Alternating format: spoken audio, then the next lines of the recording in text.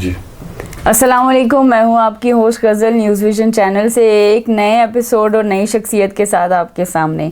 آج جو ہمارے سامنے جن کو میں آپ کے سامنے لے کے آئی ہوں، ان کا نام ہے شازیہ زرین عباسی صاحبہ. مسلم لیگ نون وومن ونگ سے ان کا تعلق ہے. Vice president, senior vice president ہیں آپ، اور خود اپنے لیول پہ جدوجہد کر رہی ہیں. ان کا کوئی سپورٹ نہیں ہے ان کے پاس پارٹی کی طرف سے. اپنے ذاتی طور پر اپنی سیونگ سے خدمت کر رہی ہیں. تو باقی تو آئیں سنتے ہیں انہیں کی زبانی. السلام علیکم. وعلیکم السلام. کیسی ہیں شازیہ صاحبہ؟ اللہ کا شکر، ٹھیک ٹھاک. بتائیں کچھ اپنے پارٹی کے حوالے سے، آپ کیا خدمات دے رہی ہیں، اپنے حلقے کے لوگوں کے حوالے سے کچھ بتائیں ہمیں. جی میں 2020 میں آئی تھی اس پارٹی میں نا. ویسے تو بائی برتھ میں اسی پارٹی سے بلانگ کرتی ہوں، کیونکہ اللہ جنت نصیب کرے، میرے ابو کو وہ صدر تھے پرائمری مسلم لیگ نون کے. تو جب میں بس پیدا ہوئی ہوں تو میں نے مسلم لیگ نون کا یہ نام سنا ہے. تو ڈے بائی ڈے ہماری یہ مسلم لیگ نون کے ساتھ وابستگی جو ہے وہ پروان چڑھتی گئی. تو پھر میں محکمہ ایجوکیشن میں چلی گئی. تو 2020 میں نے نا ارلی ریٹائرمنٹ لے لی، کیونکہ مجھے شوق تھا. ابو بھی سیاست میں تھے تو مجھے شوق تھا کہ میں اسی طریقے سے اس پارٹی میں جاؤں اور اپنی خدمات دوں. لیکن جب میں آئی یہاں پہ اپنے کیپٹل میں، رورل میں، تو اپنے ایریے میں ہی جناب راجہ وقار ممتاز صاحب، اللہ تعالیٰ ان کو کروٹ جنت نصیب کرے، آمین. انہوں نے مجھے بہت زیادہ پروموٹ کیا. وہ ہمیں ایز اے لیڈی کونسلر کے طور پہ بلدیاتی الیکشن سٹارٹ ہوئے اس دوران. تو اس میں انہوں نے مجھے ایز اے لیڈی کونسلر چنا اور مجھے ٹکٹ بھی مل گیا. لیکن وہ بائی لک کے وہ الیکشن ہو نہیں پائے. تو ہماری بھی کچھ بیڈ لک ہوئی کہ ان کی زندگی نے وفا نہیں کی. وقار صاحب کی زندگی نے وفا نہیں کی اور وہ دنیا سے چلے گئے. ان کے جانے کے بعد ان کی زندگی میں ہم نے جتنا مطلب ہم اس پارٹی کے ساتھ جڑ سکتے تھے، جتنی ہم اس پارٹی کو اپنی خدمات دے سکتے تھے، دل و جان سے کیا. یعنی ہم نے اس پورے ٹینیور میں جو ہمارا الیکشن کا ٹینیور تھا، ہم گھر گھر گئے، ہم ایک ایک بندے کے پاس گئے، ڈور ٹو ڈور گئے، چھوٹے سے بچے سے لے کے بڑے سے آدمی کے پاس بھی گئے، اپنی کیمپین کی. راتوں کو یعنی 12 بجے تک ہم لوگ کیمپین کرتے رہے، ان کے ساتھ رہے. اور اس پوری کیمپین کے دوران ہم نے یقین مانے کہ ایک محاذرائی کی ہے لوگوں کے ساتھ، اور ایسے لوگوں کے ساتھ محاذرائی کی ہے جو بالکل بھی اس پارٹی سے ہٹکے تھے. ہم نے ان کو اس پارٹی کی طرف راغب کیا، اس پارٹی کی طرف لے کے آئے. اور یہ ہماری اس محنت کا صلہ تھا کہ ہمارا یہ پورا ایریا جو ہم نے کافی بڑے یہاں 2-3 پروگرام کروائے لیڈیز کے حوالے سے. جو ان لیڈیز کنونشن میں آپ یقین مانے کہ 300-400 لیڈیز بھی نکلی ہیں باہر. اور جو ہماری گلی کے چھوٹے چھوٹے پروگرام ہوتے تھے اس میں بھی 150-200 لیڈیز ہمارے پاس آ جاتی تھیں. یعنی اتنا وہ پاورفل پروگرام ہمارے ہوتے تھے، کیونکہ ہم نے محنت کی. ہم گئے ڈور ٹو ڈور، ہم نے ان کو کنونس کیا، اس پارٹی کی طرف لے کے آئے. اور جب ہماری محنت کا صلہ آیا، جب الیکشن قریب آئے تو الیکشن پوسٹ پون ہو گئے. تو پھر اللہ جنت نصیب کرے وقار بھائی کو کہ ان کی زندگی نے وفا نہیں کی، وہ چلے گئے. ان کے جانے کے بعد ہم نے آہستہ آہستہ یعنی وہ سلو پروسیس میں کام آ گیا. کرتے تو رہے لیکن سلو پروسیس میں کام آ گیا. لیکن اب بھی ہماری یہ اس پارٹی کے ساتھ وابستگی ایسی ہے کہ ہم دل و جان کے ساتھ اس کی خدمات کے لیے آگے بڑھ رہے ہیں، جا رہے ہیں ایک ایک بندے کے پاس کہ ہماری پارٹی ٹوٹنے نہ پائے، اس میں اضافہ ہو، ہماری پارٹی ترقی کرے. یعنی ڈے بائی ڈے جس طریقے سے گورنمنٹ آئی ہے، ٹھیک ہے، ہمیں اس گورنمنٹ میں ہم گئے نہیں، ہمیں کوئی ایز سچ کوئی ہمیں عہدہ نہیں ملا، یا ایز سچ ہم کوئی مطلب جیسے councillor, lady councillor, chairman, vice chairman, اس طرح کا عہدہ ہمارے پاس نہیں تھا. لیکن پھر بھی اس عہدے کے بغیر بھی ہم لوگوں نے نا بہت زیادہ محنت کی ہے. فرح ناز اکبر صاحبہ کتنا سپورٹ کر رہی ہے وومن ونگ کو؟ اللہ کا شکر ہے کہ میم فرح ایک بہت ہی اچھی اور بہت ہی مدبر اور بہت گارجس لیڈی ہیں. انہوں نے ہمارے ساتھ کوپریٹ کیا. ہمیں مطلب جہاں پر انہیں ہماری ضرورت پڑتی ہم بھی چلے جاتے، اور جب مطلب ہمیں ان کی ضرورت پڑتی وہ ہمارے کام آئی ہیں.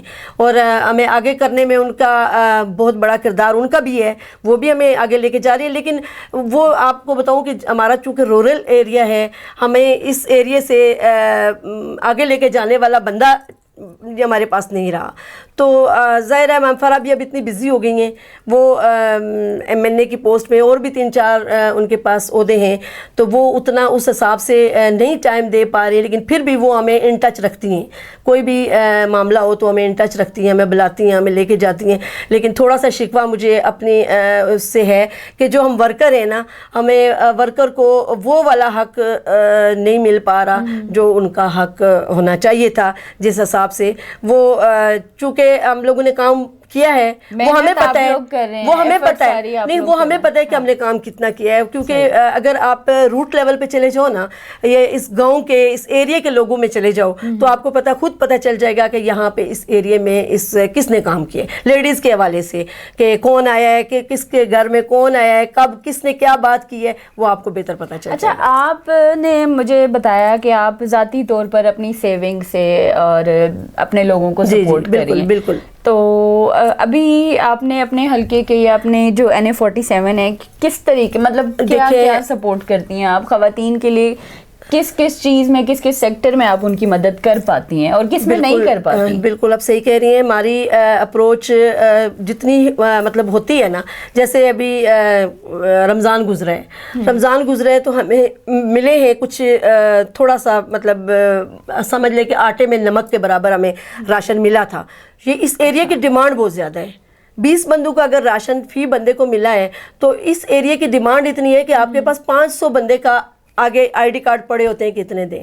مجھے 20 بندوں کا ملا تھا, اور میں نے اپنے سے ملا, اپنے ادھر ادھر سے, اپنے مطلب جو میرے تعلقات لوگوں کے ساتھ تھے ان سے پکڑا, اپنے سے دیا, اپنے فیملی میں سے لوگوں سے لے کے نا, تو کمپنسیٹ کیا لوگوں کو. اچھا. جی جتنا میں نے کر سکتی تھی میں نے کیا, کیونکہ آپ کو پتہ ہے کہ ہم لوگ بھی پھر اتنا ہی کر سکتے ہیں جتنا افورڈ کر سکتے ہیں. کیا ہم لوگوں کو انگیج کیا, مطلب جو ہمارے مخیر حضرات تھے ان کو انگیج کیا, کوشش کی کہ ہمارے جو اپنے پارٹی کے لوگ ہیں, جو بڑے لوگ ہیں, ان تک اپروچ کرنے کی کوشش کی.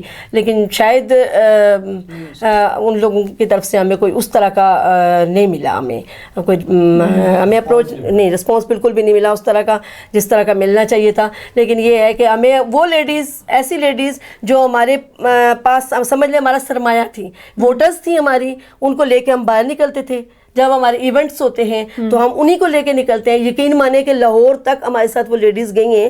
جب میاں صاحب کی آنے کا ٹائم تھا یا مریم صاحبہ کے آنے کا ٹائم تھا, ان لیڈیز کو لے کے ہم نے لاہور تک بھی ساتھ گئے ہیں ان کے ساتھ. اور یہاں بھی کوئی ایونٹ ہوتا ہے, اسلام آباد میں ہوتا ہے, پنڈی میں ہوتا ہے, تو ہم ایک کال پہ وہ لیڈیز ہمارے پاس آ جاتی ہیں. تو پارٹی سے جو شکایات ہیں تھوڑی بہت تو بتائیے, کچھ اور بھی بتائیں. پارٹی کے علاوہ کیا پارٹی سے میں صرف اتنا کہوں گی کہ روٹ لیول پہ آ کے دیکھیں کہ آپ کا ورکر کیا کام کر رہا ہے, کون سا ورکر کیا کام کر رہا ہے, کچھ سروے کر لیں. یعنی ہم سے نہ پوچھیں, یا ہم سے نہ پوچھیں, کیونکہ ہم لوگ اپنے منہ سے تو نہیں بتا سکتے. آپ یہاں آ کے سروے کریں, دیکھیں, پوچھیں لوگوں سے کہ اس ایریے میں کون سا بندہ لیڈیز کے حوالے سے کون بندہ ایکٹیو ہے, کون بندہ کیا کام کر رہا ہے. اچھا, آپ نے یہ جو خدمات بتائی ہیں آپ اپنے لوگوں کے لیے کر رہی ہیں, بالکل. اس کے علاوہ بھی ہے سروے بھی کر کے ہم آپ کو دکھائیں گے بہت جلد. اس کے علاوہ بھی ہے کہ کوشش میری یہی ہوتی ہے کہ اگر آج کل ایڈمیشن کا چل رہا ہے, بچوں کے ایڈمیشن کا ہو رہا ہے, تو میری کوشش یہی ہوتی ہے کہ اگر میں یا اپنے بچوں لوگوں کو اتنا بھی نہیں سینس, کچھ لوگوں کو, کہ ہم ایڈمیشن کیسے کروائیں, ان کو گائیڈ کرنا, ان کو لے جانا, آگے اسکولوں تک لے جانا, ان کے ایڈمیشن کروانا, جو اپنے سورسز میں, اپنے سورسز استعمال کر کے, تو ان کو ایڈمیشن وغیرہ کروانا. ابھی ریسنٹلی بھی میں ایک اسکول میں گئی ہوں, تو مجھے یقین مانے کہ وہاں بھی ان کی طرف سے بھی ایک ڈیمانڈ آئی اچھی خاصی کہ ہمارے اسکول میں یہ چیزیں جو ہیں نا. اب دیکھیں میرے پاس ایسا کوئی اس طرح کا عہدہ نہیں ہے کہ میں ان کو اس اسکول کو کچھ دے سکوں یا کچھ کر سکوں. یہی ہوگا میں اپنے سورس سے, اپنے کسی بڑے سے جو عہدے دار ہے بندہ, اس کو لے کے اور اس سے کچھ کرواؤں. لیکن ابھی بھی یہاں بہت سارے اسکولوں کے حالات ایسے ہیں کہ جہاں پہ بہت کمیاں ہیں, بہت کوتاہیاں ہیں, کہ اگر روٹ لیول پہ چلے جاؤ, جو ہمیں ضرورت ہے جن چیزوں کی نا, اسکول کی ضرورت ہے, ہمیں یہاں ایک اچھے ہاسپٹل کی ضرورت ہے. جو دیکھیں جی, اللہ کا لاکھ لاکھ شکر ہے کہ ہمارا یہ جو ملک ہے نا, دنیا میں 2 ہی ملک ہیں جو کلمہ کے بنیاد پہ, کلمہ طیبہ کی بنیاد پہ وہ ہوئے ہیں, حاصل کیے گئے ہیں. ایک ریاست مدینہ ہے اور ایک ہمارا ملک ہے.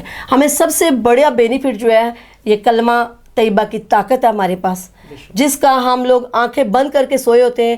دوسرا یہ کہ ہمارے پاس دنیا کی بہترین فوج موجود ہے. ہمارے پاس اس وقت جو حکمران جا رہے ہیں وہ بہترین حکمران ہیں، وہ مینج کرنا جانتے ہیں، وہ سسٹمائز کرنا جانتے ہیں، انہیں پتہ ہے کہ ہم نے کب کیا کرنا ہے۔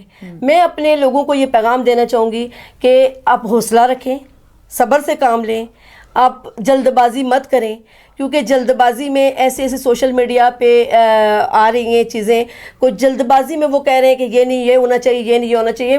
میں کہتی ہوں کہ ایک دفعہ بارڈر پہ جو جا رہا ہے یا گیا ہوا ہے اس کے احساسات دیکھیں کہ وہ کیا کر رہا ہے وہاں پہ۔ ہم تو یہاں بیٹھ کے ٹی وی کے سامنے بیٹھ کے یا اخبار پڑھ کے یا سوشل میڈیا پہ بیٹھ کے کمنٹ تو دے دیتے ہیں، لیکن ہمارے اس وقت جو فوج کو مورال بلند کرنے کی ضرورت ہے فوج کی، وہ یہ ہے کہ ہم جس جہاں پہ ہے نا ہم اپنا حق ادا کریں۔ اگر گھر میں خواتین بیٹھی ہیں، پڑھی لکھی ہیں، تو انہیں چاہیے کہ سوشل میڈیا پہ اپنا حق ادا کریں۔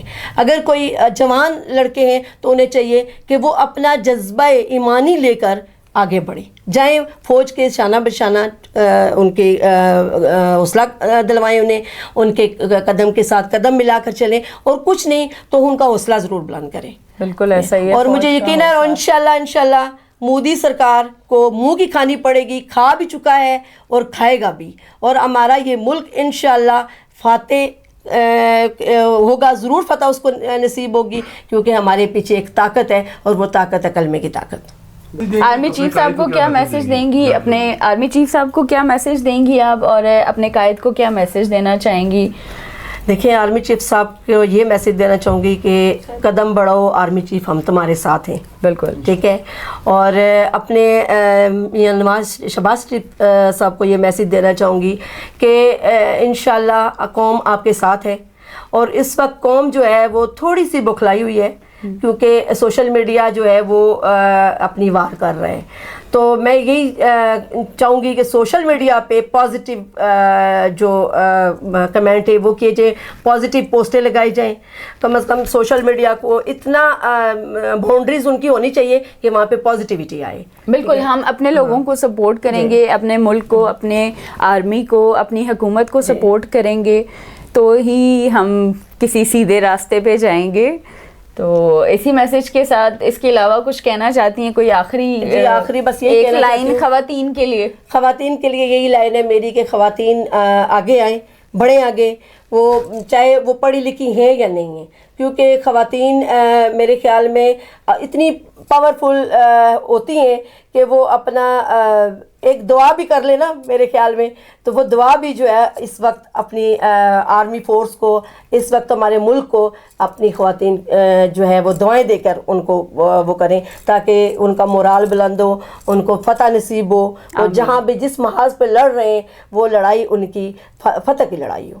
آمین، بے شک، انشاءاللہ اللہ تعالیٰ ہمارے ملک کو سلامت رکھے۔ پاکستان زندہ باد۔ اللہ پاک فوج کے جوانوں کی حفاظت فرمائے، اللہ پاک ان کی مدد فرمائے، آمین ثم آمین۔ اللہ پاک ان ماؤں کو دلی سکون عطا فرمائے جن کے بچے پاک فوج میں اس وقت بارڈروں پہ کھڑے، ان کی وجہ سے ہم لوگ آرام سے رات کو سوتے۔ اور عقیدت کا سلام ہے ان سب کو، وہ ان ماؤں کو عقیدت کا، اور ان جوانوں کو جو اس وقت ہم تو آرام سے سوئے ہوتے ہیں اور وہ بارڈر پر ہماری حفاظت کے لیے اپنی جان ہتھیلی پر رکھ کر لڑ رہے ہیں، میں ان کو سلام عقیدت پیش کرتی ہوں۔ کیونکہ ابھی ریسنٹلی بڑی اچھی بات مجھے کسی نے کہی تھی کہ مجھے رات کو 1:30 بجے کال آتی ہے، میں سو رہا تھا تو میں فون سے اٹھتا ہوں اور مجھے کوئی کہتا ہے کہ اس طرح سے نا اٹیک ہو گیا ہے، ٹھیک ہے، انڈیا کی طرف سے۔